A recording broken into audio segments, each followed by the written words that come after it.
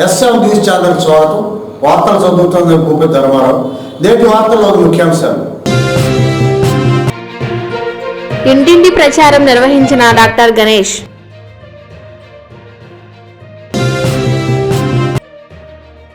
ఎన్నికల ముందు ఇళ్ల రిజిస్ట్రేషన్ విడ్డూరం. సిపిఎం నాయకులు రమాదేవి.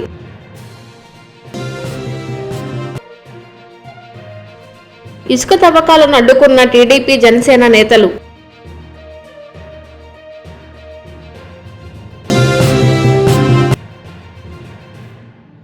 ఘనంగా గాంధీజీ వర్ధంతి.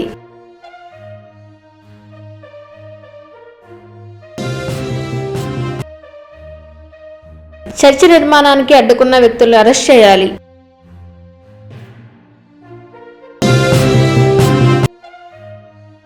ఉపాధి హామీ పథకం ఎఫ్ఏల సమస్యలు పరిష్కరించాలి.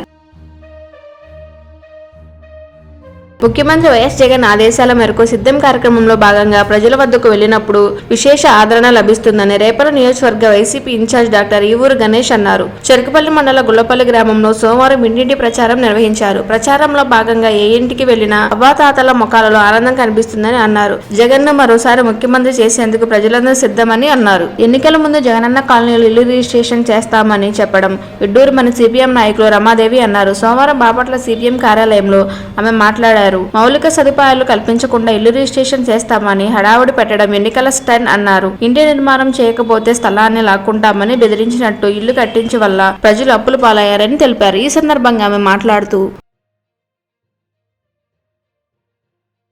రాష్ట్ర ప్రభుత్వం ఎన్నికలు దగ్గర పడే కొద్దీ ప్రజల్ని గందరగోళంలోకి నెట్టి ప్రజలకు భ్రమలు కల్పించేటటువంటి దానికి అనేక రకాల పథకాలని తెర మీదకు తీసుకొస్తూ ఉన్నటువంటి క్రమాన్ని మనం చూస్తున్నాం. ఈరోజు అనేక చోట్ల జగనన్న కాలనీల్లో మౌలికమైనటువంటి సదుపాయాలు లేక ఇళ్లు కట్టుకునేటువంటి వాళ్ళు అక్కడ నివాసం ఉండడం చాలా కష్టమైపోతా ఉంది. కనీసమైనటువంటి రోడ్డు సదుపాయం లేదు, అలాగే మంచినీటి సదుపాయం లేదు, వాళ్ళ ఇళ్లకు వెళ్ళడానికి రహదారి సదుపాయం కూడా లేనటువంటి పరిస్థితి. ఈ నేపథ్యంలో మళ్ళీ ఈ ఇళ్లని రిజిస్ట్రేషన్ చేయిస్తామనేటటువంటి ఒక కొత్త అంశానికి తెరలేపడం అనేటటువంటిది ఆశ్చర్యం కలిగిస్తుంది. ఈ రకమైనటువంటి బోగస్ వ్యవహారాన్ని అంటే ఇంతకుముందే వన్ టైం సెటిల్మెంట్ కింద పాత ఇళ్లు ఏవైతే ఉన్నాయో హౌసింగ్ స్కీమ్ కింద లోన్స్ తీసుకునేటువంటి వాళ్ళకి మీకు సంపూర్ణమైనటువంటి హక్కు ఇస్తామో, లోన్లన్నీ రద్దు చేస్తామో, మీ పేరున రిజిస్ట్రేషన్ చేయిస్తామో అని చెప్పేసి 10,000 రూపాయల చొప్పున వన్ టైం సెటిల్మెంట్ కింద డోక్రా మహిళలను అయితే బలవంతంగా వాళ్ళ దగ్గర డబ్బులు వసూలు చేసినటువంటి క్రమం చూసాం. ఈ రోజు వాళ్ళు ఇస్తున్నటువంటి రిజిస్ట్రేషన్ సర్టిఫికెట్స్ కానీ లేదు మరో రూపంలో ఇస్తున్న సర్టిఫికెట్స్ కానీ దేనికి పనికి రావట్లేదు, ఏ బ్యాంక్ కూడా యాక్సెప్ట్ చేయట్లేదు, అవి ఏ రకమైనటువంటి ఉపయోగం లేవనేటటువంటిది ప్రజలకి అర్థమైనటువంటి విషయం. రెండవది కులగణన చాలా హడావుడిగా ప్రారంభించారు. వాస్తవానికి కులగణన అనేటటువంటిది సెన్సస్ ఏ రూపంలో చేస్తున్నామో ఆ రూపంలో పకడ్బందీగా సవివరమైనటువంటి నివేదికలను తీసుకునేటటువంటి పద్ధతి ఉండాలి. కానీ ఇది వాలంటీర్స్ మీద డిపెండ్ అయిపోయి చేస్తా ఉన్నటువంటి నేపథ్యంలో ఇది సక్రమంగా రాకపోతే దీనికి జవాబుదారీతనం ఎవరు వహించాల్సి వస్తుంది అనే దానికి ప్రభుత్వం సమాధానం చెప్పాల్సిన అవసరం ఉంది. అంతేకాకుండా ఓన్లీ థంబ్ ఇంప్రెషన్ తో గతంలో ఉన్నటువంటి సమాచారాన్ని యథాతథంగా ఎక్కిస్తున్నటువంటి అనుభవాలు కూడా ప్రజలు చెప్తా ఉన్నారు. దీనివల్ల వచ్చేటటువంటి అదనపు ప్రయోజనం ఏమంటే వాస్తవంగా ఏదైతే ప్రధానమైన కులగణన ఉద్దేశం ఏమిటి, బీహార్ లో చేసినా లేదు మరొక చోట డిమాండ్ చేసినా వెనకబడినటువంటి తరగతులు ఎస్సీ ఎస్టీ వీరిలో ఉన్నటువంటి సామాజిక ఆర్థిక స్థితిగతులు ఏమిటి అనేది తెలుసుకోవాలి. సామాజికంగా వెనకబడి ఉన్నటువంటి నేపథ్యంలో, ఆర్థికంగా వెనకబడిన నేపథ్యంలో, ఉపాధి లేని నేపథ్యంలో ఈ ఉపాధి పర్మనెంట్ ఎంతమందికి ఉంది, ప్రైవేట్ ఎంతమంది ఉంది, వాళ్ళకి వస్తున్న ఆదాయం ఏమిటి, వాళ్ళ వనరుల్ని మరింతగా ఎలా మెరుగుపరచాలి, ఇలాంటి అంశాలన్నీ కూడా కులగణన చేయడం ద్వారా ఆ అంశాల మీద ఒక సవివరమైన నివేదిక, అందుకు అవసరమైన కార్యాచరణ రాష్ట్ర ప్రభుత్వాలు కేంద్ర ప్రభుత్వం అందుకు అవసరమైన సహాయం చేసేటట్లు ఉండాలి. దానికి భిన్నంగా ఎన్నికల ముంగిట్లో ఇవాళ రేపు ప్రకటన వస్తుందనుకున్నటువంటి ముంగిట్లో ఈ కులగణన ప్రారంభించారు.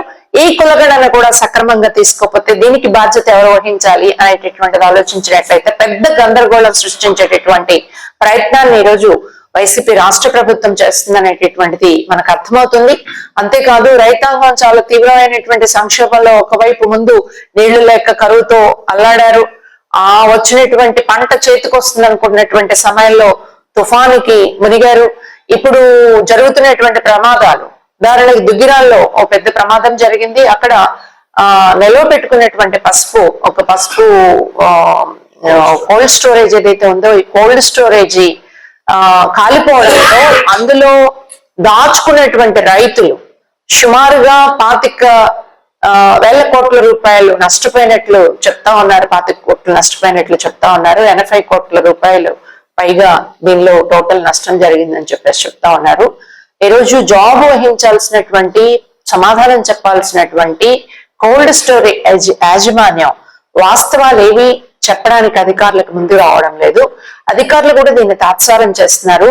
అలా కాకుండా ఎవరైతే ఈ కోల్డ్ స్టోరేజ్ లో పసుపు నిల్వ పెట్టుకున్నారో వాళ్ళందరి మీద తక్షణం వాళ్ళందరి వివరాలు తీసుకొని దానికి డబ్బులు మొత్తం అతని దగ్గర నుంచి రాబట్టాల్సిన అవసరం, నష్టపరిహారం యావత్తు కూడా అతని నుంచి రాబట్టాల్సినటువంటి అవసరం ఇన్సూరెన్స్ కంపెనీల నుంచి వచ్చే దాంతో పాటు పూర్తి నష్టపరిహారం రైతులకు ఇవ్వాల్సినటువంటి అవసరం ఉంది. అలాగే తుఫాన్ నష్టపరిహారం కూడా ప్రకటించాల్సిన అవసరం ఉందని సిపిఎం పార్టీ డిమాండ్ చేస్తుంది. ఘంటసాల మండల పరిధిలోని శ్రీకాకుళం వద్ద కృష్ణానది నుంచి యథేచ్ఛగా అక్రమంగా ఇసుక మరియు ఇసుక తవ్వకాలు జరుగుతున్నాయి. రాత్రి వేళలో అక్రమంగా చేస్తున్న ఇసుక తవ్వకాలను టీడీపీ జనసేన ఆధ్వర్యంలో సోమవారం రాత్రి వాటిని అడ్డుకున్నారు. యంత్రాంగం సహాయంతో టిప్పర్ లారీలో బుస్కతో లోడింగ్ చేస్తుండగా ఆయన అక్కడున్న వారిని ప్రశ్నించక నాగాలంక జగనన్న కాలనీలకు తరలిస్తున్నట్టు వారు తెలిపారు.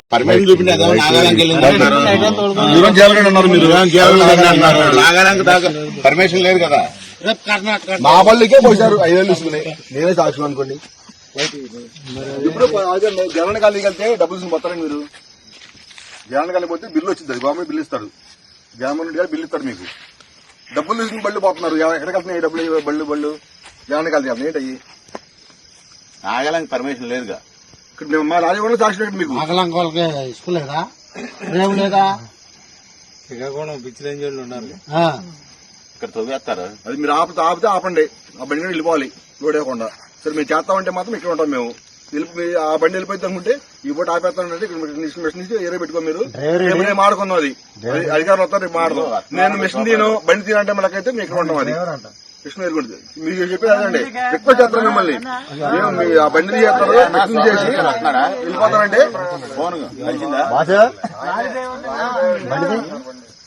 ఇప్పుడు బండి ఈయన నువ్వు బండి తీయమని కానీ బండి తీసేయమంటున్నాడు. మనం వెళ్ళినాక మళ్ళీ బండి పెడతాడా?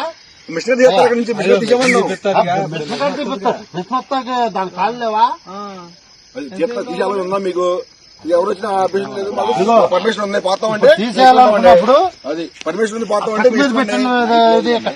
ఇక్కడ కాదు తీసేమన్నావు కాబట్టి కట్ట మీద పెట్టిన మిషన్ నైట్ ఉందండి పర్మిషన్. వాళ్ళు పొగులు వచ్చి తీసుకొచ్చి మాట్లాడుకోండి. వెళ్ళిపోతాం మేము. మిమ్మల్ని ఇబ్బంది పెట్టడం కాదు, ప్రజల కోసం వెళ్ళేది మేము కాదాను.